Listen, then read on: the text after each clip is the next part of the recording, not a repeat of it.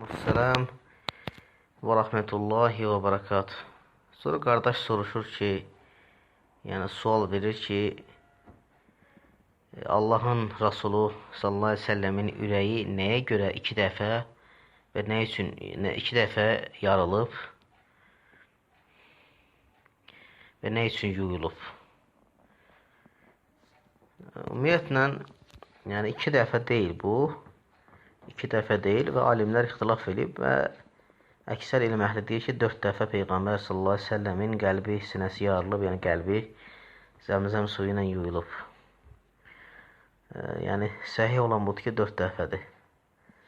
Birincisi Peyğəmbər sallallahu əleyhi və səlləmin hardasa 4 yaşlarında, 5 yaşlarında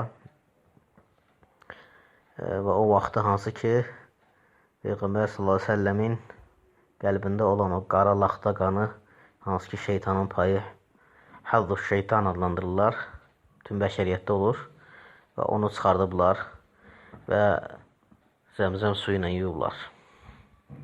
Və bu hədis hansı ki Müslimdə keçir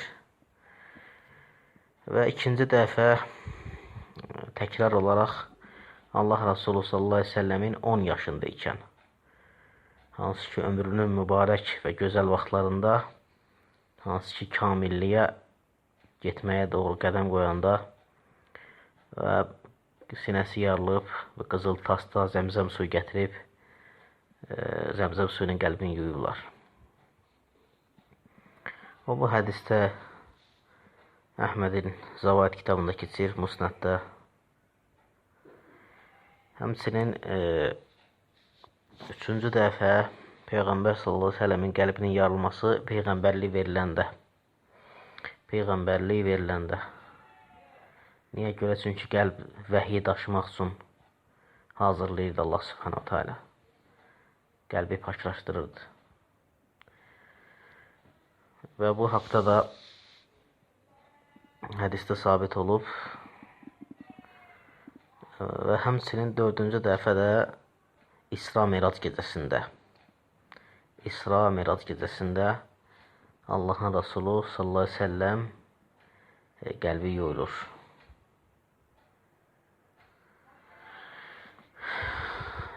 Və Rabbani bir əlamətləri görmək üçün Allah subhanahu teala Peyğəmbər sallallahu əleyhi və səlləmin miraca qaldırır. Və bu hədisdə Ənəs ibn Məlik radiyallahu anh rivayət edir.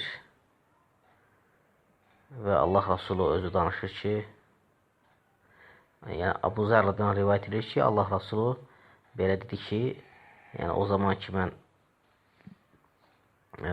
miracı qaldırılanda köksüm yarıldı və qəlbimi zəmzəm suyuna yudular, qızıl tasda və ora hikmət və imanla doldurdular. Sonra mənim əlimdən tutdu və səmaya qalxdıq. Və qısa olaraq hədis qeyd edirəm. Yəni səhih olan budur ki, bu 4-cü hadisəni də Hafiz ibn Həcər rahiməhullah gücləndirib, yəni bu hədisin səhihliyi haqqında danışıb.